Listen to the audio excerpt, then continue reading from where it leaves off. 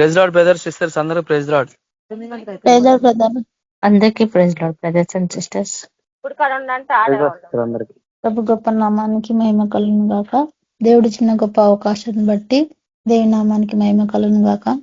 దేవుడు మరొక శుభదినాన్ని దేవుడు మన జీవితాలకు అనుమతించి ఈ యొక్క ఆన్లైన్ ప్రేయర్ లో అటెండ్ అవడానికి దేవుడు చూపిన మహాకృపను బట్టి దేవాది దేవునికి వందనాలు. అందరికీ ప్రైజ్ లార్డ్. మనం ప్రేయర్ స్టార్ట్ చేసుకుందాం. మన మధ్యలో దీప సిస్టర్ ప్రేయర్ చేస్తారు, రవి బ్రదర్ గారు పాట పాడతారు. Deepa sister praise lord sister. Praise lord sister. ప్రార్థన చేసుకున్నాము.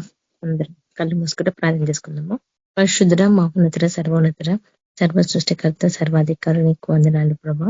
జీవం కలిగిన దేవా నీకు వందనాలు ప్రభా. అత్యున్నత సింహాసన పైన ఆశ్రమైన గొప్ప దేవ నీకే స్తోత్రం, నీకే వందనాలు తండ్రి. తండ్రి దేవా యేసు ప్రభా, మరి యొక్క సాయంత్రం కాలంలో ప్రభా ప్రార్థిస్తున్న తండ్రి నీ యొక్క ఆత్మకర్మం జరిగించండి తండ్రి. దేవా యేసు ప్రభా, మరి లోకంలో ఎక్కడ చూసినా కానీ ప్రభా గలిబిలి ఉంది తండ్రి. అయినా కానీ ప్రభా ఈ యొక్క గలిబిలి నుంచి ప్రభా మీరు మమ్మల్ని తప్పించినారు తండ్రి. దేవుని యొక్క పరిశుద్ధ మందిరం ముద్రించుకున్నారు. దాన్ని బట్టి నీకు వందనాలు ప్రభా, కృతజ్ఞతలు తండ్రి. తండ్రి దేవా యేసు ప్రభా, ప్రతిదిన ప్రభా నేను స్తుతించుటకు, ఆరాధించుటకు ఇంత మంచి అవకాశం ప్రభా ఎంతో మంది పోగొట్టుకుంటున్నారు. కానీ ఏసయ్య మీరు మాకు అనుగ్రహించినారు. దాన్ని బట్టి నీకు వందనాలు ఏసయ్య. తండ్రి దేవా యేసయ్య, ప్రతిరోజు ప్రభా మీరు మాట్లాడే విధానం అన్నిటిని బట్టి నీకు వందనాలు ప్రభా. నీ యొక్క మాటకి మేము లోబడి నడుచుకునేలాగా సహాయపడమని ప్రార్థిస్తున్నాం ఏసయ్య. తండ్రి దేవా యేసు ప్రభా, రాలేని పరిస్థితిలో ఉన్న వారిని ప్రభా నీ కృపలో జ్ఞాపకం చేసుకోండి. వారిని అందరినీ కూడా ప్రభా నీ యొక్క సన్నిధికి గాలం వేసుకొని లాక్కరమని ప్రార్థిస్తున్నాం తండ్రి. దేవా యేసయ్య, మరి ప్రతి కుటుంబంలో ప్రభా హేర్కులు ఇబ్బందులు ఉంటాయి ప్రభా, తొలగించండి, కొట్టిపోయండి ప్రభా. ప్రతి కుటుంబం మొత్తం కూడా ప్రభా పరలోక శాంతి సమాధానం చేత నింపబడాలి. ప్రతి కుటుంబంలో సమాధానం పడాలి తండ్రి. దేవా యేసు ప్రభా, ఎవరు కూడా ప్రభా స్వార్థంగా జీవించడానికి వీల్లేదు ప్రభా. ప్రతి వాళ్ళు ప్రేమ కలిగి నడుచుకున్నట్టు సహాయపడమని ప్రార్థిస్తున్నాం ఏసయ్య. దేవా యేసయ్య, నీ యొక్క నీతిని సత్యాన్ని ప్రకటించాలా. ప్రతి బిడ్డను ఆశీర్వదించండి ప్రభా. ప్రతి బిడ్డ అభిషేకింపబడాలా, నీ యొక్క సేవ చేయాలి తండ్రి. దేవా యేసు ప్రభా, సేవలు ఆగిపోవడానికి వీలేదు ప్రభా, ఇంకా బలంగా సేవ చేయాలి ప్రభా. దేవా యేసు ప్రభా, కడవరి వచనం చేత నింపండి. ప్రతి బిడ్డను అభిషేకించండి, నీ సేవలో నడిపించండి. మా అందరిని కూడా ప్రభా నీ కృపలో జ్ఞాపకం చేసుకుతండి. నిన్ను స్తుతించుటకు, ఆరాధించుటకు ప్రభా, నీ నీతిని సత్యని ప్రకటన చేసుటకు తండ్రి. మేమందరం కూడా ప్రభా ఏకభించి ప్రభా ఇంకా మేము ఎడతెగక మేము ప్రార్థించుటకు సహాయపడమని ప్రార్థిస్తున్నాం యేసయ్య. నీకే లెక్కలేని వందనాలు ప్రభా, కృతజ్ఞతలు నా తండ్రి. తండ్రి దేవా యేసు ప్రభా, ఇంకా ఎవరైతే వచ్చేవారు ఉన్నారు ప్రభా త్వరగా వచ్చేటకు సహాయపడమని ప్రార్థిస్తున్నాం తండ్రి. దేవా యేసు ప్రభా, మరి పాటల ద్వారా వాక్యం ద్వారా మీరే మాతో మాట్లాడండి. దేవా యేసు ప్రభా, ప్రతిరోజు నీకు ఘనతకరంగా నీ నామానికి ఘనత తెచ్చేలాగా మేమందరం జీవించటకు, సాక్షిబిడ్డగా నిలబడటకు సహాయపడమని ప్రార్థిస్తూ దేవా యేసయ్య, మరి ఆది అంతా మీరే తోడే నడిపిస్తారని యేసుక్రీస్తు నామములో ప్రార్థిస్తున్నాం తండ్రి. ఆమేన్. Thank you sister. Praise lord అందరికి. Ravi brother praise lord brother. Sister praise lord sir. వినిపిస్తున్నా సార్, నా వాయిస్ వినిపిస్తుందా? వినబడుతుంది బ్రదర్, వినబడుతుంది బ్రదర్. పాట పాడు. నిజముగా మొదటైనా తేజాలకించకుండునా, సహనముతో కనిపెట్టిన సమాధానముందునా. జీవముగా దేవుడు మౌనముగా నుండున, తన పిల్లల కాయన నేను చేయకుండున. జీవముగా దేవుడు మౌనముగా నుండున, తన పిల్లల కాయన నేను చేయకుండున. తప్పుగా మొదపెట్టిన దేవుడాలకించకుండునా, సహనముతో కనిపెట్టిన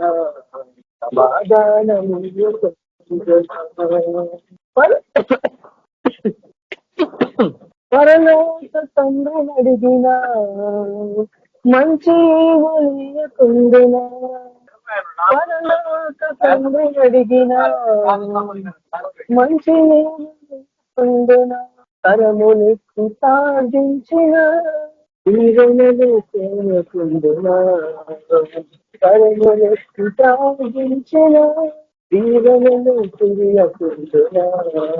జీవముగా దేవుడు మౌనముగా నందున, తన పిల్లల కాయన నేను చేయకుండునా. జీవముగా దేవుడు మౌనముగా నందున, తన పిల్లల కాయన నేను చేయకుండునా. నిజముగా మొరపెట్టిన సహనముతో కనిపించిన సమాధానం సృష్టికర్త ప్రభువుకు మన తెలియకుండునా సృష్టికర్త అయిన ప్రభువుకు మన తెలియకుండునా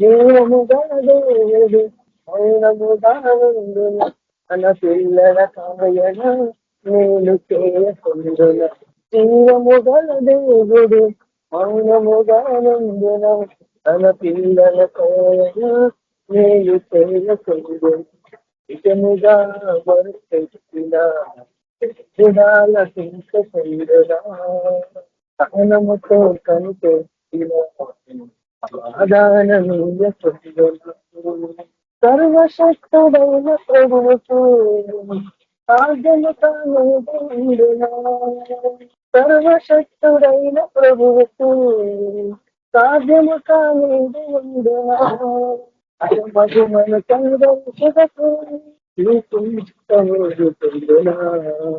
తన మహిమను కనుగొనుటకు జీవముగాడు మౌనముగానుండున తన పిల్లల కాయన చేయకుండున జీవముగాడు మౌనముగానుండున తన పిల్లల కాయన చేయకుండున నిజముగా మనసెట్టిన దేవుడాల చింతకుండున సహనముతో కనిపెట్టిన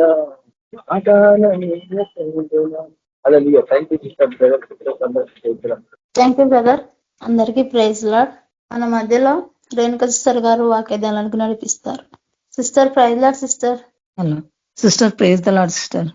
brothers and sister, praise the lord sister. నా వాయిస్ వినబడుతుందా సిస్టర్? హలో, వినబడుతుంది sister. Praise the lord sister. Praise lord sister. ప్రార్థన చేసుకుందాం, వాక్యం వెళ్ళాము. సూదం తండ్రి సుప్రభానికే వందనాలు రాజా. బ్రహ్మీసాకి యాకోబుల గొప్ప దేవానికే వందనాలు రాజా. మహిమగల తండ్రి నీకే వందనాలు రాజా. ప్రభా నీ వాక్యం చేత మాట్లాడి మా అందరూ బలపరచండి ప్రభా, సరిచేయండి ప్రభా. నా తండ్రి నీకే వందనాలు రాజా. యేసు ప్రభా బిడ్డల్ని సైతాన్ని ముట్టకుంటా ప్రభా. నా తండ్రి నీకే వందనాలు. నీ వాక్యం చేత మాట్లాడి నా ప్రభా నీకే స్తోత్రం. నువ్వు అద్భుతకరుడు, ఆశ్చర్యకరుడు తండ్రి. ప్రతి బిడ్డ జీవితంలో నువ్వు అద్భుత ఆశ్చర్యకారాలు జరిగించి నీ నామానికి మహిమ తెచ్చుకోమని యేసు నామమున నడుచున్నాను తండ్రి, ఆమేన్. యెషయా గ్రంథం 54వ అధ్యాయము 14, 15, 16, 17. 14 ఇక్కడ ఏమంటుందంటే, నీవు నీతి గల దానవై స్థాపింపబడదువు, నీవు భయపడక్కర్లేదు.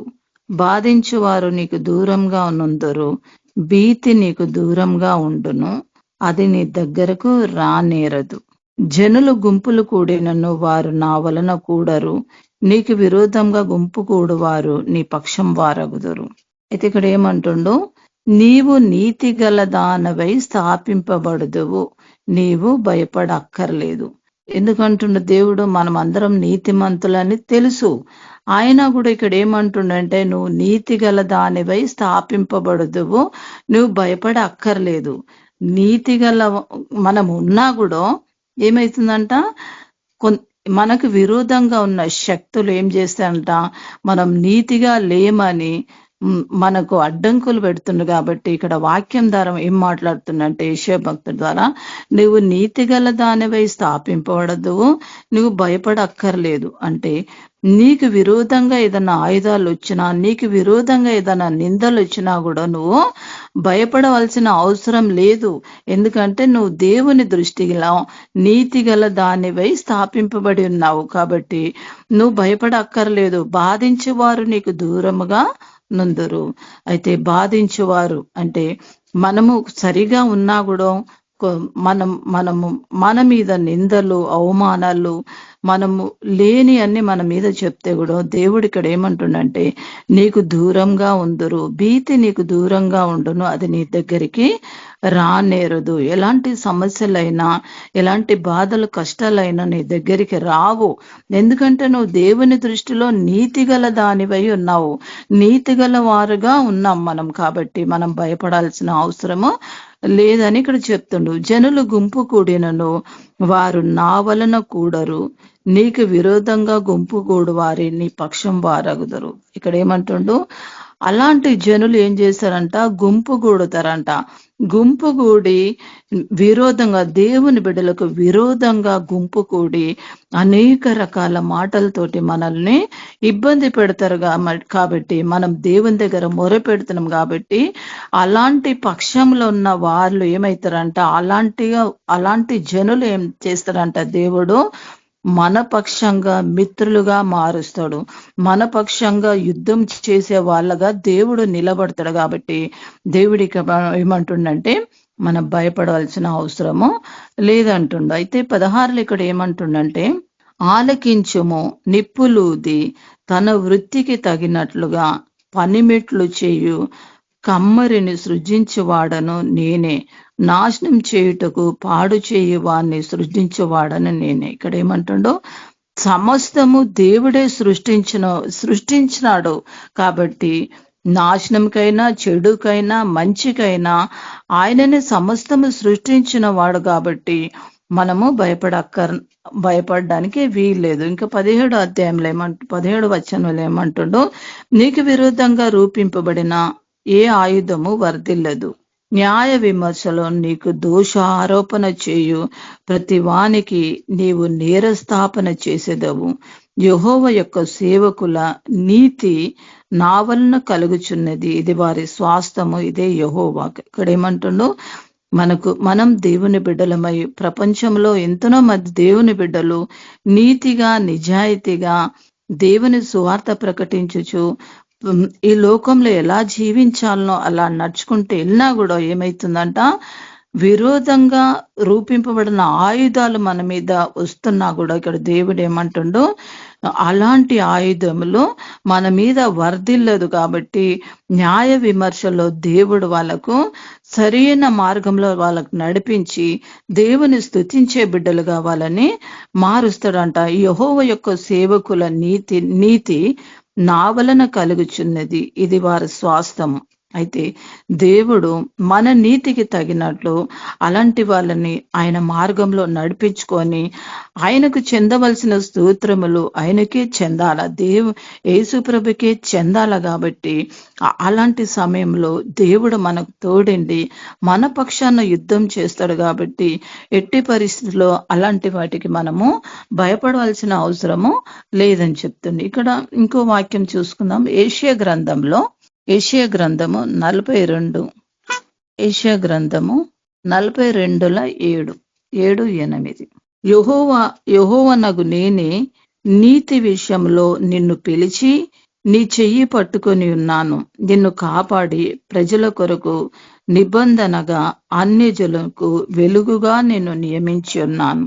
యెహోవానగు నేనే, ఇదే నా నామము, మరి ఎవనికి నా మహిమను నేను ఇచ్చువాడను కాను, నాకు రావాల్సిన స్తోత్రములు విగ్రహమునకు చెందనీయను. ఇక్కడ ఏమంటుండు, యెహోవానగు నేను నీతి విషయంలో నిన్ను పిలిచి ఉన్నాను. దేవుడు ఏం చేసిండు, మనల్ని అందరినీ పిలిచి ఉన్నాడంట.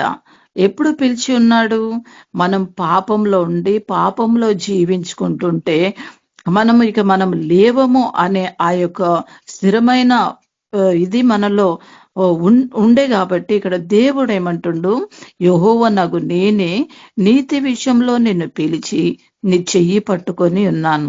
దేవుడు ఏం చేసిండంట, మనం పాపంలో ఉన్నప్పుడు మనల్ని పైకి లేపి ఏం చేసిండు, ఆయన యొక్క నీతి, ఆయన యొక్క రాజ్యము, ఆయన యొక్క వాక్యానుసారంగా మనల్ని జీవించి పాపం నుంచి విడిపించి దేవుడు మనల్ని చేయి పట్టుకొని నిన్ను మనల్ని కాపాడి ప్రజల కొరకు నిబంధనగా అన్యజనులకు వెలుగుగా నిన్ను నియమించున్నాను. ఎందుకు దేవుడు మనకు చేసిండంటే, దేవుడు ఎందుకు మనల్ని అలాంటి పొజిషన్ లో ఉండి మనం పాపమైన పొజిషన్ లో దిగబడి ఉన్నప్పుడు దేవుడు మనల్ని లేపిండు. ఎందుకు లేపిండు? ప్రజల కొరకు నిబంధనగా, ప్రజల కొరకు దేవుని యొక్క సువార్త బోధించి దేవుని వాక్యానుసారంగా అనేక అన్ని జనులను వెలుగుగాను నేను నియమించును.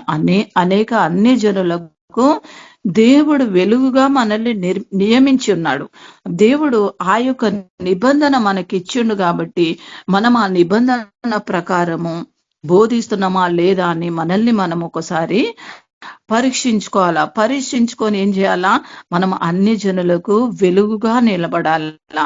మనం ప్రతి ఏ చోట పోయినా కూడా మన యొక్క వెలుగు, మన యొక్క నీతి, దేవుని యొక్క వాక్యము వాళ్ళకు వెలుగుగా నిలబడి వాళ్ళన్న చీకటి అంధకార శక్తులు పోయి దేవుని వైపు మళ్లించుటకు మనకు దేవుడు ఆ పని అప్పచెప్పిండు కాబట్టి మనం దాని ప్రకారంగా మనము జీవించాల. దేవుడు మనకిచ్చిన ఆ యొక్క భారాన్ని పెట్టుకొని మనము ప్రజల దగ్గరికి వెళ్ళి ప్రజల్ని రక్షణలో నడిపియాలా. ప్రజల్ని రక్షణలో నడిపియాలంటే అది మామూలు సంగతి కాదు. దేవుని యొక్క ఆత్మ పొందుకోవాలా, దేవుని వాక్యానుసారంగా జీవించాలా, ఇతరులకు వెలుగుగా నిలబడితే అనేక ఆత్మలు దేవుని తట్టొస్తాయి. ఎందుకంటే దేవుని రాకడ బహు సమీపంగా ఉంది. లోకము అంతమయ్యే టైం దగ్గర వచ్చింది. మనం ప్రతిరోజు చూస్తూనే ఉన్నాం, ప్రతిరోజు వింటూనే ఉన్నాం. లోకంలో ఎంత నాశనం జరుగుతుంది, నశించిపోతున్నారు. ఎంతో మంది జనాలు నశించిపోతున్నాం. ఆ జనాల దగ్గరికి మనం పోయి వాళ్ళకు సువార్త ఆ నిబంధన, దేవుడిచ్చిన నిబంధన పట్టుకొని మనము అన్ని జనుల దగ్గర పోయి వాళ్ళని వెలుగులోకి తీసుకురావాలా. వాళ్ళు చీకట్లో ఉన్నారు కాబట్టి వాళ్ళని వెలుగులోకి మనం నడిపించాలా. అదే దేవుడిచ్చిన మనకు ఆశీర్వాదం. దాన్ని పట్టుకొని మనం ముందుకు పోతే దేవుడు మన జీవితాల్లో కూడా గొప్ప కార్యము చేస్తాడు. ఇక యెహోవానగు నేనే, ఇదే నా నామము, మరి ఎవనికి నా మహిమను నేను ఇచ్చేవాడను కాను. నాకు రావాల్సిన స్తోత్రములో విగ్రహమునకు చెందనీయను. ఇక్కడ ఏమంటుండు? మన దేవునికి రావాల్సిన స్తోత్రములో విగ్రహమునకు చెందనీయని అంటుండు దేవుడు. కాబట్టి ఆయన వాక్యము స్థిరము. ఆయన వాక్యము నిన్న నేడు ఏకరీతిగా ఉన్న వాక్యము కాబట్టి ఆ వాక్యం ఎత్తుకొని మనం ప్రార్థన చేస్తే అనేక ఆత్మలను మనము దేవుని వైపు మళ్లించే బిడ్డలుగా మారుతాం. అయితే ఇంకోటి రోమా అధ్యాయంలో 15వ వచనము, రోమిలకు రాసిన పత్రిక 15వ అధ్యాయము 12, 13, 14, 11 నుంచి చూసుకున్నాం. మరియు సమస్త అన్యజనులారా ప్రభుని స్తుతించుడి, సకల ప్రజలు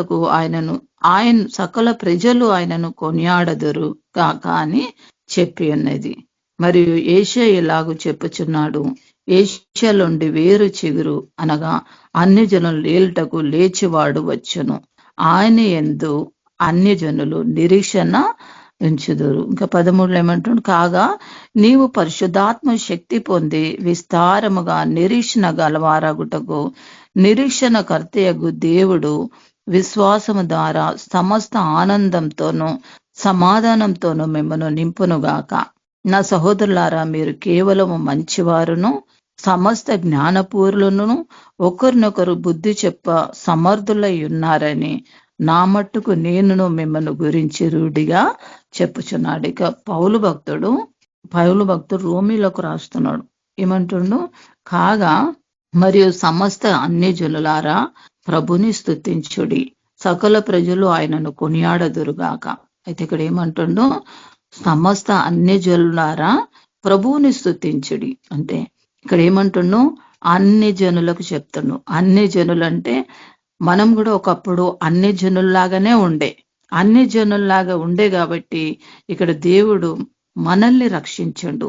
మన సమస్త అన్ని జనులారా ప్రభుని స్తుతించుడి. మనం కూడా ఒకప్పుడు అన్యులుగానే ఉండే, మనం కూడా ఒకప్పుడు బాధల్లో కష్టాల్లో ఉండే. అయితే ఇక్కడ వాక్యం ఏం చెప్తుందంటే అన్ని జనులారా దేవుని స్తుతించుడి అంటుండే. అయితే మనం అన్ని జనులు ఉన్నప్పుడు దేవుని యొక్క కనుదృష్టి మన మీద ఉండే కాబట్టి మనం ఏం చేసినాము? ఆయన రక్షణ పొంది మనం అన్యులై ఉండి ఆయనని ఇప్పటి వరకు కూడా మనం ఆయనని స్తుతిస్తున్నాము. ప్లస్ ఇంకా సకల జనులకు ఆయన యొక్క సువార్తను ప్రకటిస్తున్నాం కాబట్టి ఇక్కడ దేవుడు ఏమంటుండో సకల ప్రజలకు ఆయనను కొనియాడదురుగాక. కాబట్టి దేవుడు మనల్ని అన్ని జనులై ఉండగా మనల్ని రక్షించుండు కాబట్టి మనం కూడా ఇతరులను ఎంతనో మంది అన్య జనులను దేవుని వైపు మళ్ళిస్తున్నాము, ప్రయత్నం కూడా చేస్తున్నాము. అన్ని జనులు ఎందుకు చేస్తున్నాం, ఎందుకు దేవుడు ఆ భారం మన మీద పెట్టిండంటే అన్ని జనులు నశించిపోతుండ్రు. అన్ని జనులు రకరకాల బాధలు శోధనల ద్వారా నశించిపోతుండ్రు కాబట్టి అలాంటి బిడ్డల దగ్గరికి దేవుడు మనల్ని నడిపిస్తుండు. ఎందుకు నడిపిస్తుండంటే మనం కూడా అన్ని జనులుగా ఉండే కాబట్టి మనల్ని కూడా దేవుడు రక్షణలో నడిపించిండు కాబట్టి మనం కూడా ఇతరులకు పోయి మనం ఆ యొక్క సువార్త ప్రకటించి దేవుని స్తుతించుడి మహిమపరచుడి అని చెప్పుకుంటా ప్రజల్ని రక్షణలో నడిపిస్తున్నాము ప్రతిరోజు. మరి ఇక్కడ ఏషియా ఇలాగూ చెప్పుచున్నాడు, ఏషియాలోండి వేరు చిగురు అనగా అన్ని జనులు లేటకు లేచివాడు వచ్చెను, ఆయన యందు అన్ని జనులు నిరీక్షించున్నాక. ఇక్కడ ఏంది, ఇక్కడ ఏమంటాడు, అన్ని జనుల గురించి అన్ని జనులకు సువార్త ప్రకటించుటకు మనల్ని అందరినీ దేవుడు లేపిండు. అయితే దేవుడు మనల్ని అందరూ లేపిండు కాబట్టి అన్ని జనులైన మనము దేవుని యందు నిరీక్షణ ఉండే కాబట్టి ఆ నిరీక్షణ ఫలించి అభివృద్ధి పొంది ఇతరుల్ని మనము దేవుని వైపుగా మళ్ళిస్తున్నాం. కాబట్టి దేవునికి స్తోత్రం. ఇంకా 13వ వచనంలో ఏమంటాడో, కాగా మీరు పరిశుద్ధాత్మ శక్తి పొంది విస్తారముగా నిరీక్షణ అగుటకు నిరీక్షణకర్తయగు దేవుడు విశ్వాసం ద్వారా సమస్త ఆనందంతో సమాధానంతో మిమ్మను నింపునుగాక. ఇక్కడ ఏమంటుండో పౌలు భక్తుడు ఏమంటుండో, పరిశుద్ధాత్మ శక్తి పొందాలంట. ఏం చేయాలంట, మనం పరిశుద్ధాత్మ యొక్క శక్తి పొందితే విస్తారమైన నిరీక్షణ అంటే మనం కొన్నిసార్లు అనుకుని తొందరగా జరగవు, మనం అనుకున్న రీతిగా జరగవు. కాబట్టి ఇక్కడ మనకు నిరీక్షణ రావాలా, ఓపిక రావాలా, ప్రతి కష్టాన్ని బాధని సహించే ఆ యొక్క నిరీక్షణ మనకు వస్తేనే మనం ఏం చేస్తామంట, దేవుడి యొక్క విశ్వాసం ద్వారా సమస్త ఆనందంతో సమాధానంతో మనల్ని నింపుతాడంట. ఎప్పుడు మనం నిరీక్షణ కలిగి ఉండాలా. పరిశుద్ధాత్మ శక్తి పొందుకుంటేనే ఆ నిరీక్షణ అనేది మనకు వస్తుంది, ఆ ఓపిక అనేది వస్తుంది, సమస్యలను జయించే శక్తిని వస్తుంది, ఆ సమస్యలను తొక్కే అభిషేకం దేవుడు ఇస్తాడు. కాబట్టి మనం దేవుని యొక్క పరిశుద్ధాత్మ చేత నింపబడితే ఆ యొక్క విశ్వాసం మనలో ఉంటే మనం పరిశుద్ధాత్మ పొందుకుంటాం. ఎప్పుడైతే మనం పరిశుద్ధాత్మ పొందుకుంటామో మనకు నిరీక్షణ ఉంటది అంటే దేవుడు మనకు తప్పకుండా మన ప్రార్థనకు జవాబిస్తాడు. ఇంకా దేవుడు ఏమంటాడు, ఆపత్కాలమందు నాకు మొరపెట్టుము నేను నీకు ఉత్తరం ఇస్తానంటాడు. మనలో ఆ యొక్క పరిశుద్ధాత్మ శక్తి పొందుకొని మనం ఆయన దగ్గర మొరపెడితే నిరీక్షణ గలవారై ఉండుంటే దేవుడు ఏం చేస్తాడంట, మనల్ని సమస్త ఆనందంతోని సమాధానంతోని మనల్ని నింపుతాడంట. కాబట్టి మనకు ఆ యొక్క నిరీక్షణ మనం పొందుకోవాలంటే దేవుని పరిశుద్ధాత్మ శక్తి పొందుకుంటేనే ఆ యొక్క నిరీక్షణ మనకు కలుగుతుంది. ఆ నిరీక్షణ ఎప్పుడైతే మనకు కలుగుతుందో దేవుడు మనలో ఆనందం చేత నింపుతాడు, మనల్ని సమాధానం చేత నింపుతాడు. కాబట్టి మనం పరిశుద్ధాత్మ శక్తిని కనిపెట్టుకొని మనము ముందుకు సాగాల. 14వ వచనంలో ఏమంటుండంటే, నా సహోదరులారా మీరు కేవలము మంచివారును సమస్త జ్ఞానపూర్లను ఒకరినొకరిని బుద్ధి చెప్ప సమర్థులై ఉన్నారని నా మట్టుకు నేను మిమ్మల్ని గురించి రూఢగా చెప్తున్నాను. ఇక్కడ పౌలు భక్తుడు చెప్తుండు, మనల్ని ఏమంటుండు, మనల్ని ఆ సంఘానికి చెప్తుండు రోమియోలు, మనం మంచివారమంట, సమస్త జ్ఞానపూర్ణులుగా ఎప్పుడైతామంటే దేవుని పరిశుద్ధాత్మ శక్తి మనం పొందుకుంటే మనము జ్ఞానపూర్ణులుగా అయి ఒకరికొకరు బుద్ధి చెప్పుకుంటూ, అంటే ఒకరికొకరు అంటే ఇది మంచి చెడు అన్నట్టు మనం బోధించుకుంటూ మనం సమర్థులై ఉన్నాం. కాబట్టి నా మట్టుకును నేను మిమ్మల్ని గురించి ఇక్కడ పౌలు భక్తుడు రూఢిగా ఆ సంఘం గురించి చెప్తున్నాడు. కాబట్టి మనం అట్లాంటి యొక్క శక్తిని పొందుకొని ఏం చేయాలా, అన్ని జనులకు సువార్త ప్రకటించుటకు ప్రయత్నం చేయాలా. ఇంకోటి అది యెషయా గ్రంథము 55:9, 10, 11. ఆకాశములు భూమికి పైన ఎంత ఎత్తుగా ఉన్నవో మీ మార్గముల కంటే నా మార్గములు, మీ తలంపుల కంటే నా తలంపులు అంత ఎత్తుగా ఉన్నవి. అయితే ఇక్కడ ఏమంటాడు, ఆకాశములు భూమికిని ఎంత ఎత్తుగా ఉన్నవో మీ మార్గముల కంటే నా మార్గములు, నా తలంపుల కంటే మీ తలంపుల కంటే నా తలంపులు అంత ఎత్తుగా ఉన్నాయి. అయితే ఆకాశంకు భూమి, దేవుని యొక్క తలంపులు వేరా, మన తలంపులు వేరా. మన యొక్క తలంపులు ఆయన తలంపులకు సరికావు. కాబట్టి ఇక్కడ దేవుడు ఏమంటుండు, ఆయన యొక్క తలంపులు ఆయన యొక్క ఉద్దేశంలో మన పట్ల ఏమున్నాయో అది దేవుడు తన మార్గం, మీ తలంపుల వంటి నా తలంపుల వంటి అంత ఎత్తుగా ఉన్నవి. అయితే దేవుని యొక్క మార్గము మన యొక్క మార్గములకు చాలా తేడా ఉంది. మనం అనుకున్నవి జరగవు, కొన్నిసార్లు మనం అనుకునేవి జరిగాయి, మన తలంపుల ప్రకారం జరిగాయి. కానీ దేవుడు మనకి ఏది మంచిదో అదే దేవుడు మనకు ఇస్తాడు. మనం బాధపడకూడదు, మనం అనుకునేవి మనకు జరుగుతలేవని. దేవుని చిత్తము, దేవుని ఆజ్ఞ, దేవుని యొక్క ఉద్దేశములు మన పట్ల ఏమున్నాయో అవే నెరవేరుస్తాయి. కాబట్టి మనం ఎట్టి పరిస్థితుల్లో దేవుని వాక్యానుసారంగా జీవించటకు ప్రయాసపడాల. వర్షమును హిమమును ఆకాశం నుండి వచ్చి అక్కడికి ఎలాగో మరలక భూమిని తడిపి విత్తువానికి విత్తనమును, భుజించి వానికి ఆహారమును కలుగుటకై అది చిగిరించి వర్ధిల్లునట్టు చేయును, అలాగే నా నోటి నుండి వచ్చు వచనమును ఉండును. దేవుడి యొక్క మాటలు ఎట్లుంటాయంట, పైనుంచి హిమము, మంచు, ఆకాశం నుంచి మంచు వచ్చి భూమిని తడుపుతుంది. తడిపిన తర్వాత అది తిరిగి మీదికి పోదు కాబట్టి అది ఏం చేస్తుంది, భూమిని తడుపుతుంది, విత్తనములు ఇస్తుంది, భుజించడానికి ఆహారం కూడా ఇస్తుందంట. భూమి అన్నప్పుడు మన దేవుడు మనకు సమస్తము భూమి పైన ఇస్తుండు. కాబట్టి మనం ఏం చేయాలా, చిగురించాలా.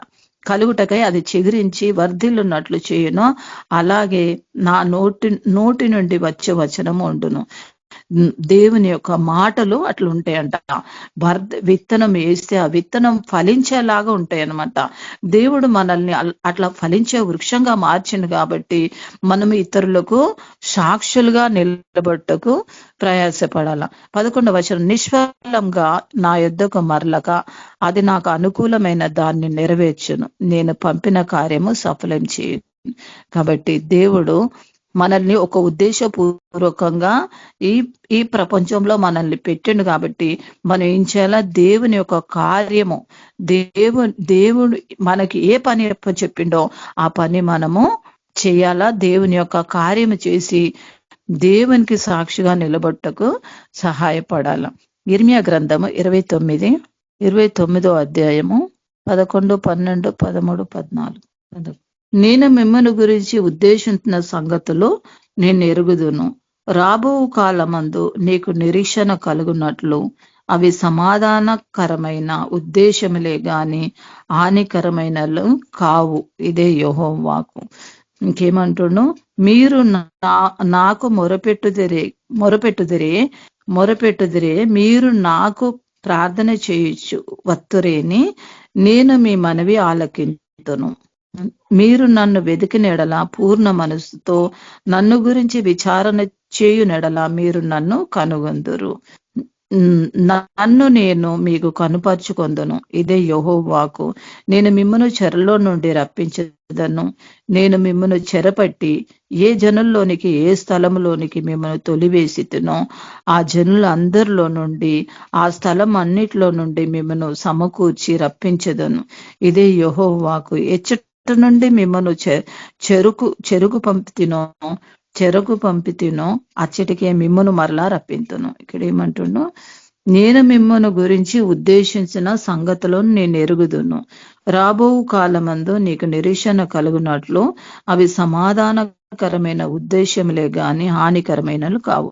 ఇక్కడ దేవుడు ఏమించుండో, మన గురించి దేవునికి ఒక ఉద్దేశం అనేది ఉన్నది. ఉన్నది కాబట్టి అది దేవునికి తెలుసు. మన పట్ల దేవుని యొక్క ఉద్దేశం ఏందో దేవునికి తెలుసు. కాబట్టి దేవుడు ఇక్కడ ఏమంటుండంటే, రాబో కాలమందు మీకు నిరీక్షణ కలుగునట్లు. నిరీక్షణ అంటే హోప్.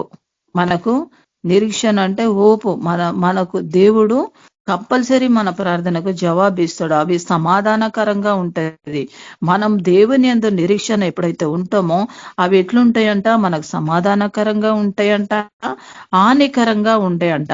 ఎప్పుడైతే మనం దేవుని యందు నిరీక్షణ కలిగి ఉంటామో మన జీవితాల్లో, ఇతరుల జీవితాల్లో మనం ఇక్కడ సువార్త ప్రకటిస్తామో అక్కడంతా ఏముంటదంట, సమాధానకరంగా ఉంటదంట. ఉద్దేశములు సమాధానకరమైన ఉద్దేశములు హానికరమైనవి ఉండేయంట. కాబట్టి మనం చేస్తున్న ప్రతి ఒక్క విషయంలో మనం నిరీక్షణ కలిగి ఉంటే అవి మనకు సమాధానకరంగా మారుతాయంట. నీవు నాకు మొరపెట్టుదురు. మనం ఏం చేస్తామో ఆయనకు మొరపెడుతున్నాం, ఆయనకు ప్రార్థన చేస్తున్నాం. కానీ మనం అనుకోద్దు, మనము దేవుని దగ్గర ఎంత మొరపెట్టినా మన ప్రార్థనకు జవాబు వస్తలేదని నిరాశపడడానికి వీలు లేదు. ఇక్కడ దేవుడు ఏమంటున్నాడు, నీ మనవి ఆలకిస్తాను. దేవుడు ఇంకోసారి దేవుడు ఏమంటుండంటే, నా సన్నిధానంలో చేసే ప్రార్థన వృధా కాదంటుండు. ప్రతి ప్రార్థనకు నేను జవాబిస్తాను అంటుండు. ఇక్కడ ఏమంటుండు, మనం మొర పెడుతున్నాం, మన మొర వృధా కాదు. మన మొర వృధా కాదు. కాబట్టి మన మనవి, మన యొక్క బాధ, మన యొక్క వేదన దేవుడు ఆలకిస్తున్నాడు. కాబట్టి ఇక్కడ ఏమంటుండు, మీరు నన్ను వెతికినడలా పూర్ణ మనసుతో నన్ను గురించి విచారణ చేయునడలా మీరు నన్ను కనుగొందురు. ఇక్కడ ఏమంటాడు, మనం ఎట్లా వెతకాలనంట, పూర్ణ మనసుతో ఆయనను వెతికి ఆయనని విచారణ చేయాల. దేవుడు మనకు చేయగల సమర్థుడు అని మనం ఆయన దగ్గర విచారణ చేస్తే దేవుడు ఏం చేస్తాడంట, మనం ఆయనని కనుగోగలుగుతాము. నన్ను నేను మీకు కనుపరుచుకొందును, ఇదే యెహోవాకు. నేను మిమ్మను అయితే నేను మీకు కనుపరుచుకున్నాను. దేవుడు మన పక్షం నుండి మన ప్రతి అవసరతను దేవుడు చూస్తుండు. ఇక్కడ ఏమంటుండు, చెరలో నుండి రప్పిస్తా. ఏమంటుండు, మనకు బంధకాలు ఉన్నాయి, ఆ బంధకాల నుంచి మనల్ని రప్పిస్తా.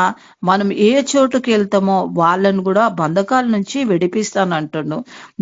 ఏ జనుల్లో మనము పడిపోయినామో, ఏ స్థితిలో అయితే మనం పడిపోయినామో, ఏ స్థలంలో అయితే మనం పడిపోయినామో, ఏ స్థలంలో అయితే మనం కృంగి ఉన్నామో, ఏ స్థలంలో అయితే మనకు నిరీక్షణ లేదు అని అనుకున్నామో ఆ స్థలంలో దేవుడు ఏం చేస్తాడంట, మనల్ని పైకి లేపుతాడంట. పైకి లేపి అక్కడ దేవుడు మనల్ని సాక్షిగా నిలబెడతాడంట. కాబట్టి ఆయన కొరకు మనకు నిరీక్షణ కలిగి జీవిస్తే దేవుడు మన జీవితంలో కార్యము చేస్తాడంట. ఎఫెసీయుల గ్రంథము 6:17-18. మరియు రక్షణ అను శిరస్త్రానమును దేవుని వాక్యమును ఆత్మ కడుగమును ధరించుకొనుడి. ఆత్మ వలన ప్రతి సమయమందు ప్రతి విధమైన ప్రార్థనను విజ్ఞాపనను చేయుచు ఆయన విషయమై సమస్త పరిశుద్ధుల నిమిత్తము పూర్ణమైన పట్టుదలతో విజ్ఞాపన చేయుచు మెలకుగా ఉండు. ఇక్కడ ఏమంటాడు, మరియు రక్షణ దేవుడిచ్చిండు మనకు రక్షణ.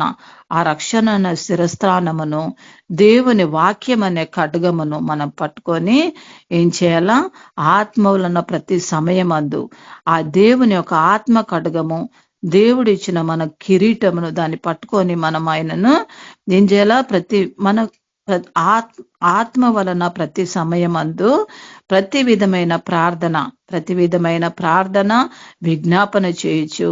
ఆ విషయమై సమస్త పరిశుద్ధుల నిమిత్తము పూర్ణమైన పట్టులతో విజ్ఞాపన చేయొచ్చు మెలకుగా ఉండండి. పరిశుద్ధుల నిమిత్తం మనం అందరం పరిశుద్ధులం కాబట్టి ఇంకా అనేకులను పరిశుద్ధులుగా మార్చడానికి, ఇంకా అనేకుల కొరకు మనం విజ్ఞాపన చేయొచ్చు. పట్టుదలతో మెలుగా ఉండి ప్రార్థన చేస్తే పడిపోయిన వాళ్ళను కూడా మనకు లేపగల శక్తి దేవుడు మనందరికీ ఇస్తాడు. కాబట్టి మనము అలాంటి నిరీక్షణ కలిగి మనకు ఉండాలి. ఇక్కడ ఎఫెసీయుల సంఘంకు పౌలు రాస్తున్నాడు. కాబట్టి ఆ ఎఫెసీయులకు దేవుడు పౌలు ద్వారా మాట్లాడుతున్నాడు. ఇంకా సామెత గ్రంథము 16:32. పరాక్రమశాలి కంటే దీర్ఘశాంతము గలవాడు శ్రేష్ఠుడు. పట్టణం పట్టుకొను వాని కంటే తమ మనసును స్వాధీనపరచుకొని వాడు శ్రేష్ఠుడు. ఇక్కడ ఏమంటున్నాడు? పరాక్రమశాలి కంటే దీర్ఘశాంతము గలవాడు శ్రేష్ఠుడు. ప్రపంచంలో దీర్ఘశాంతం అనేదే లేదు. నేను చాలా మంది దగ్గర పరీక్షించి చూసిన దీర్ఘశాంతం అనే లేదు, ఉండేది. అయితే ఇక్కడ సామెతల గ్రంథం సల్మోన్ చెప్తుండు, పరాక్రమశాలికి మనం అన్నిట్లా ఆరితేరిన ఉన్న వాళ్ళం కాబట్టి మనకి ఏ కొదువ ఉండదు అని అంటుండు. కానీ అది కాదు, మనకు పరాక్రమశాలి కంటే దీర్ఘశాంతము గలవాడు శ్రేష్ఠుడు. మన అందరిలో ఏముండాలా? దీర్ఘశాంతం ఉండాలా. ప్రతి దాంట్లో దీర్ఘశాంతం ఉండి శాంతం గలవారై మనం ఏ విషయంలో అయినా దీర్ఘశాంత గలవారై ఉండాలా. పట్టణము పట్టుకొనుట కంటే తన మనసును స్వాధీనపరచుకొనువాడు శ్రేష్ఠుడు. పట్టణములు అంటే అనేక రకాలుగా మనం పట్టణములు పట్టుకోగలుగుతాం. మనుషులు అనేక విధాలుగా పట్టణములు పట్టుకునే వాడి కంటే తన మనసును స్వాధీనపరచుకునేవాడు శ్రేష్ఠుడు.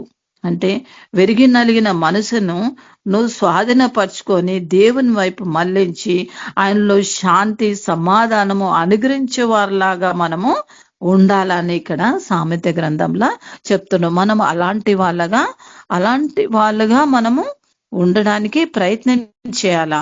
మనకు రాదు. ఒకసారి మనము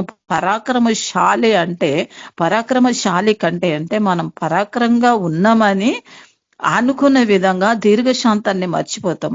కాబట్టి ఇక్కడ ఏమంటున్నాం? మనం దీర్ఘశాంతం గలవారై ఉండి ఇతరుల అంటే విరిగి నలిగిన హృదయాన్ని మనము స్వాధీనపరచుకొని దేవుని వైపు మళ్లించి వాడే శ్రేష్ఠుడు.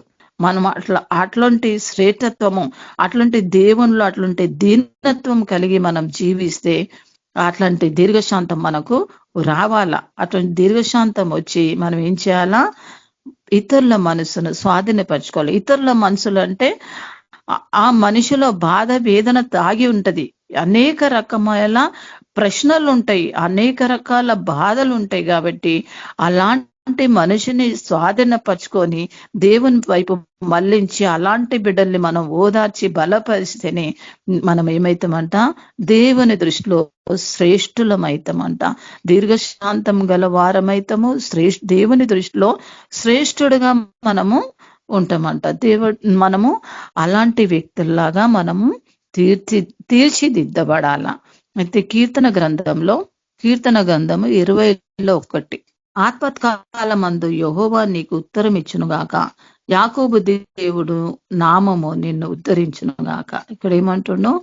ఆపత్కాలమందు దావీదు మహారాజు ఆపత్కాలమందు మొరపెట్టిండు. కొండల తట్టు కళ్ళెత్తి చూస్తున్నానని దావీదు మహారాజు మొరపెట్టిండు. మనకు కూడా అనేక ఆపదలు వస్తాయి, అనేక బాధలు వస్తాయి, అనేక కష్టాలు, ఎవరికి చెప్పుకోలేనన్ని బాధలు కొందరిలో ఉన్నాయి. నేను చాలా మందిని గ్రహించినట్లా చెప్పుకుంటే మన పరిస్థితి ఏమైపోతుందో, మనం దిగజారిపోతామో, నవ్వుల పాలమవుతామో అని మనము బాధపడుతూ కొన్నిసార్లు మనము ఇతరులకు చెప్పడానికి బాధపడతాం. కాబట్టి ఇక్కడ దావీదు మహారాజు మొరపెట్టిండు. ఏమని మొరపెట్టిండు? ఆపత్కాలమందు నాకు మొరపెట్టుము, నేను నీకు ఉత్తరం. ఏమంటాడు? కొండల తట్టు కళ్ళెత్తి చూస్తున్నాను, సహాయం ఎక్కడి నుంచి వస్తుందని దావీదు మహారాజుకు ఆ యొక్క బలమైన విశ్వాసము దేవుని మీద ఆనుకొని ఉన్నాడు. దేవుని మీద ఆనుకున్నాడు. దేవుడు చేసే దేవుడు అని చెప్పి ఆయన మొరపెట్టిండు. కాబట్టి దావీదు మహారాజుకు ఉత్తరం వచ్చింది. దావీదు మహారాజు ఎన్నో శ్రమలు, ఎన్నో బాధల్లో ఆయన ఇరుక్కున్నాడు. కాబట్టి దేవుడు దాంట్లో నుంచి అంతా విడిపించిండు. ఇక్కడ ఏమంటాడు? ఆపత్కాలమందు యెహోవా నీకు ఉత్తరం ఇచ్చును గాక. దావీదు మహారాజుకు ఉత్తరం ఇచ్చిండు. మనకు ఉత్తరం ఇయ్యదా? మన బాధకు యాకోబు దేవుని నామము దేవుని నామము స్తుతింపబడింది. ఎప్పుడు స్తుతింపబడింది? దావీదుకు అనేక బాధల నుంచి దేవుడు విడిపించిండు. మనకు కూడా అనేక బాధలు, కన్నీరు, ఇరుకులు, ఇబ్బందులు, ఇతరులకు చెప్పలేనటువంటి బాధలతోని మనం మూలుగుతున్నాం. ప్రపంచంలో చాలా మంది అట్లానే మూలుగుతున్నారు. కాబట్టి ఇక్కడ దేవుడు ఏమంటుండంటే అలాంటి వాళ్ళకు మనము సువార్త ప్రకటిస్తే ఇక్కడ దేవుడు మనకు ఉత్తరం ఇస్తాడంట. మనకే మనకే వాళ్ళకే కాదు, మనకు కూడా దేవుడు ఉత్తరం ఇస్తాడు. ఇంకా యాకోబు గ్రంథంలో యాకోబు 4:10-11 ప్రభు దృష్టికి మిమ్మును మీరు తగ్గించుకొనుడి, అప్పుడు ఆయన మిమ్మల్ని హెచ్చించును. ఇక్కడ ఏమంటున్నాడు? ప్రభు దృష్టికి మిమ్మును మీరు తగ్గించుకొనుడి, అప్పుడు ఆయన మిమ్మల్ని హెచ్చించును.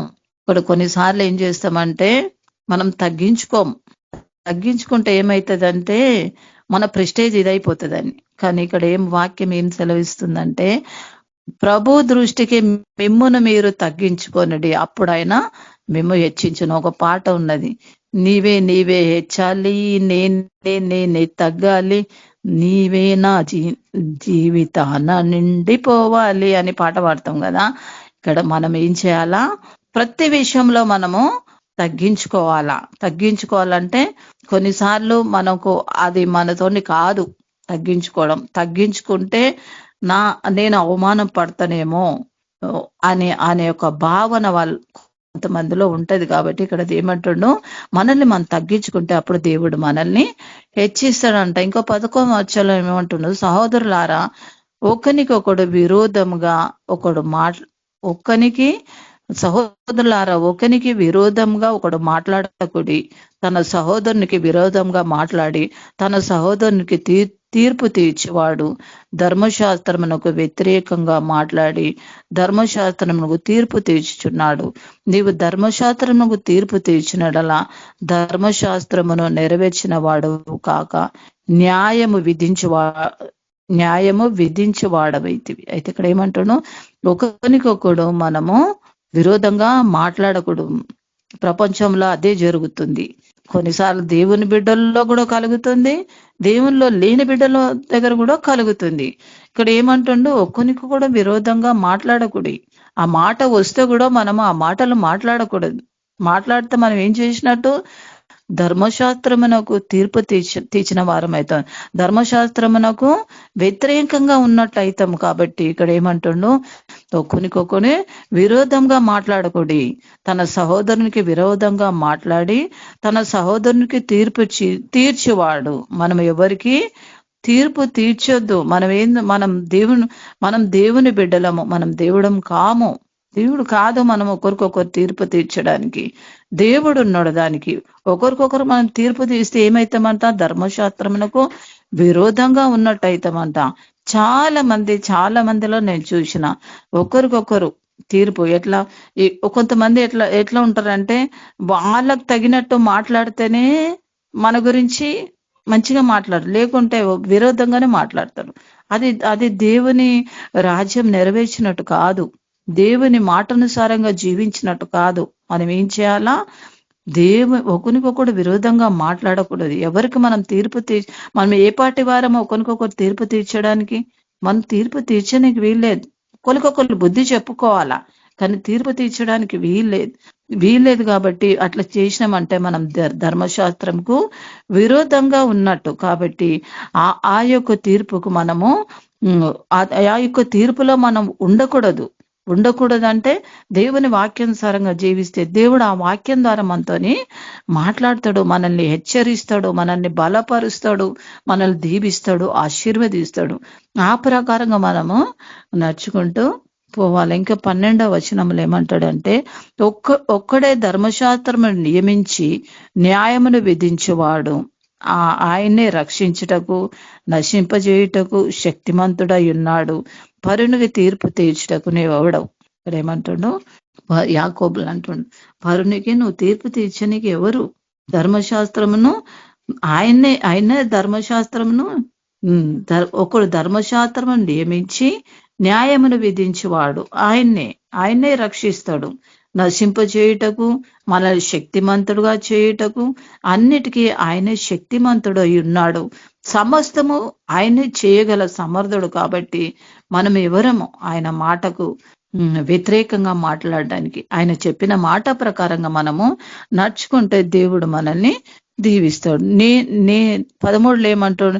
నేడైనను రేపైనను ఒకానొక పట్టణముకి వెళ్ళి అక్కడ 1 సంవత్సరం ఉంది వ్యాపారం చేసి లాభము సంపాదితము రండని చెప్పుకొని చెప్పుకొని వారలారా, రేపేమి సంభవించినో మీకు తెలియదు.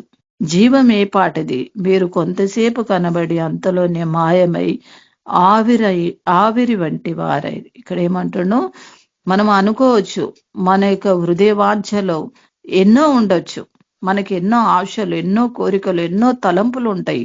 అయితే ఇక్కడ ఏమంటున్నాను, మనం ఆ తలంపులు పెట్టుకొని మనము లాభం సంపాదించుకోవాలా అని ఆ యొక్క తలంపు, ఆ యొక్క ఆశ చాలా మందికి ఉంటది. ఇక్కడ ఏమంటుండు యాకోబులు ఏమంటుండు, రేపేమి సంభవించునో తెలియదు, రేపేమి సంభవించునో తెలియదు, జీవం ఏ పాటిది, మీరు కొంతసేపు కనబడి అంతలోనే మాయమై ఆవిరి వంటి వారైది. మనము మొన్న అక్కడ నాంపల్లిలో జరిగింది, మన అందరికి తెలుసు. అక్కడ సడన్ గా అట్లా జరిగింది. అన్ని ఆత్మలు బలి అవుతుందని మనం అనుకోలే, ఎవ్వరు కూడా అనుకోలే. అదే రేపేమి సంభవించనో మీకు తెలియదు, జీవం ఏ పాటిది, మీరు కొంతసేపు, మనమందరము కొంతసేపు ఉండి మాయమైపోయే ఆవిరి వంటి వాళ్ళం. కాబట్టి మనము దేవుని యందు స్థిరంగా ఉండి ఆయన కొరకు ఎదురు చూస్తే దేవుడు మనకు ఎలా నడిపించాలా, ఎలా జీవించాలా అని దేవుడు మనకు మార్గము చూపిస్తాడు. లూకా గ్రంథము లూకాల 17:3, మీరు మీ విషయమై మీరే జాగ్రత్తగా ఉండుడి, నీ సహోదరుడు తప్పిదం చేసినలా అతన్ని గద్దించము, అతడి మారు మనసు పొందినడలా అతన్ని క్షమించము. ఇక్కడ ఏమంటున్నాడు, మీ విషయమై మీరే జాగ్రత్త పడుడి. అయితే ఇక్కడ ఏమంటున్నాను, మన విషయమై మనమే అన్నిట్లో జాగ్రత్తగా ఉండాలా. మనకు అన్ని దేవుడు నేర్పించిండు కాబట్టి మనం అన్నిట్లో జాగ్రత్తగా ఉండి, మనము మీ సహోదరుడు తప్పిదం చేసిన, మన సహోదరులు ఎవరైనా తప్పిదం చేస్తే గద్దించాలంటే పోట్లాటతోని కాదు, సమాధానంతోని, శ్రేష్టమైన మనసుతోని మనము ఆయనను గద్దించి ఆయనను సరిచేసి, అతడు మారు మనసు పొందినడలా అతన్ని క్షమించుడి. ఆయన మారు మనసు పొందితే క్షమించాలా. దేవుడే క్షమించగల దేవుడు కాబట్టి మనము క్షమించి ఒకరినొకరు మనము ఆదరణ కలిగి జీవించాలా. యాకోబు గ్రంథం యాకోబు 1:12 ఇక్కడేమంటాడు, శోధన సహించేవాడు ధన్యుడు, అతడు శోధనకు నిలిచిన వాడై ప్రభు తన్ను ప్రేమించు వారికి వాగ్దానం చేసిన జీవ కిరీటము పొందును. ఇక్కడ ఏమంటుండు, శోధన సహించువాడు ధన్యుడు, శోధన సహించువాడు ధన్యుడు. మనకి శోధన వస్తే ఆ శోధనని సహించాలా, ఆ బాధ వస్తే సహించాలా, నిరీక్షణ కలిగి సహించాలా. నిరీక్షణ ఎప్పుడు వస్తుందంటే, నువ్వు ఎప్పుడైతే పరిశుద్ధాత్మ పొందుకుంటావో నీకు ఒక నిరీక్షణ అనేది కలుగుతుంది. కాబట్టి ఆ యొక్క శోధన వచ్చినప్పుడు మనం అనుకోవాలి, మనం ధన్యులము. అతడు శోధనకు నిలిచిన వాడై ప్రభు తన్ను ప్రేమించిన వారికి వాగ్దానం చేసి జీవ కిరీటం పొందును. దేవుడు మన కొరకు జీవ కిరీటాన్ని సిద్ధపరిచి ఉన్నాడు కాబట్టి మనము శోధనను జయించాలా. శోధనను జయించి దేవుని పక్షంగా ఉంటే దేవుడు కార్యం చేస్తాడు. అందులోనే 20వ వచనంలో ఏమంటుండంటే, ఎందుకనగా నరుని కోపము నీతిని నెరవేర్చదు. యాకోబుల 20:1-20, ఎందుకనగా నరుని కోపము దేవుని నీతి నెరవేర్చదు, అందుచేత సమస్త కల్మషంను విర్రవీగుచున్న దుష్టత్వమును మాని లోపల నాటబడిన నీ ఆత్మలను రక్షించుటకు శక్తిగల వాక్యము స్వాతికముతో అంగీకరించము. ఇక్కడ ఏమంటుండో, నరుని కోపము దేవుని నీతిని నెరవేర్చదు. నరుని కోపం అంటే మనం చెప్పుకోవచ్చు, ఎన్నో రకాలుగా కోపాలు వస్తూనే ఉంటాయి. ప్రతి ఇళ్లలో ఉంటాయి, ఇంట్లో ఉంటది, బయట ఉంటుంది, అందరిలో ఉంటది కోపం. ఆ కోపం అనేది మనం నిగ్రహించుకుంటేనే దేవుని యొక్క నీతిని నెరవేర్చగలుగుతాం. ఇక్కడ ఏమంటున్నాం, అందుచేత సమస్త కల్మషమును విర్రవీగుచున్న దుష్టత్వమును మాని లోపల నాటబడిన మీ ఆత్మలను రక్షించుటకు శక్తిగల వాక్యమును స్వాతికంతో అంగీకరించు. దేవుని యొక్క వాక్యం ఏంటంట, శక్తిగల వాక్యము. ఆ శక్తిగల వాక్యంని మనం ఎప్పుడు అంగీకరిస్తామో అప్పుడు ఏమైతుందంట, మనలో ఉన్న కల్మషము విర్రవీగు అంటే మనకు తెలుసు విర్రవీగుచున్న తనము ఏ రకంగా మనం విర్రవీగుచున్నాము తెలుసు. దాన్నంతా మనం ఇచ్చే దుష్టత్వము అవన్నీ మానుకొని దేవుడిచ్చిన ఆ యొక్క రక్షణను మనం పట్టుకొని దేవుని యొక్క శక్తి గల వాక్యం మనం పట్టుకొని స్వాతికంతో దీన మనసుతో తగ్గింపుతోటి దేవుని సువార్త ప్రకటిస్తే, కొందరు ఎట్లా చేస్తారంటే నాకు అన్ని సమస్తము తెలుసు అన్నట్టుగా ఉంటాడు. కానీ మనకి ఏమీ తెలియదు. దేవునికి తెలుసు మనకేం తెలుసు అని. అందుచేత సమస్త కల్మషమును విర్రవీచున్న దుష్టత్వను మాని మన లోపల నాటబడిన ఆత్మలను రక్షించుటకు దేవుడిచ్చిన శక్తిగల వాక్యాన్ని పట్టుకొని స్వాతికంతో దేవుని సువార్త మనం ప్రకటిస్తే అనేక ఆత్మలను మనము దేవుని వైపు మళ్లించే బిడ్డలుగా అవుతాం. కాబట్టి దేవుడు ఇచ్చిన వాక్యము దీవించునుగాక. ఆమేన్. ప్రైజెస్. స్తోత్రం తండ్రి యేసు ప్రభువా, నీకే వందనాలు రాజా. పరిశుద్ధుడా, నీ వాక్యం చేత మాట్లాడిన తండ్రి, నా ప్రభా మమ్మల్ని బలపరిచే నీ వాక్యానుసారంగా మేము జీవించుటకు నీ పరిశుద్ధ ఆత్మ పొందుకొని నిరీక్షణ గలవారయుండి నా ప్రభా అనేక బిడల్ని ప్రభా నా తండ్రి దీన మనసుతోటి తగ్గింపుతోటి ప్రభా నీకే వందనాలు. మేము సేవ చేయుటకు సహాయం చేయండి. ఒకవేళ నీ ఎడల మేమేదన్నా తప్పిదములు చేసుంటే ప్రభా మమ్మల్ని క్షమించి మెండైన దీవెనల చేత మా అందరిని నింపి ఆశీర్వదించి నీ రాకడ వరకు మమ్మల్ని సిద్ధపరచుకోమని ఏస్తున్నాం నడుచున్నాను తండ్రి. ఆమేన్. Praise the lord. Praise lord sister. Nathaniel brother, మీరు ఆశీర్వాదం ఇవ్వండి బ్రదర్. దేవునికి స్తోత్రము. మనం ఆశీర్వాదం తీసుకుందాము. యేసు ప్రభు వారి కృపా సమాధానము పరిశుద్ధాత్మ నడిపింపు సకల పరిశుద్ధులకు ఇక్కడ కూడి ఉన్న మనకు సదాకాలము తోడైంది నడిపించును గాక. ఆమేన్. అందరికి ప్రైజ్ లార్డ్. వందనాలు. ఆమేన్. Praise lord brother sisters. అందరూ ప్రైజ్ లార్డ్. అందరికీ ప్రైజ్ లార్డ్. ఆమేన్. అందరికీ ప్రైజ్ లార్డ్. అందరికీ ప్రైజ్ లార్డ్.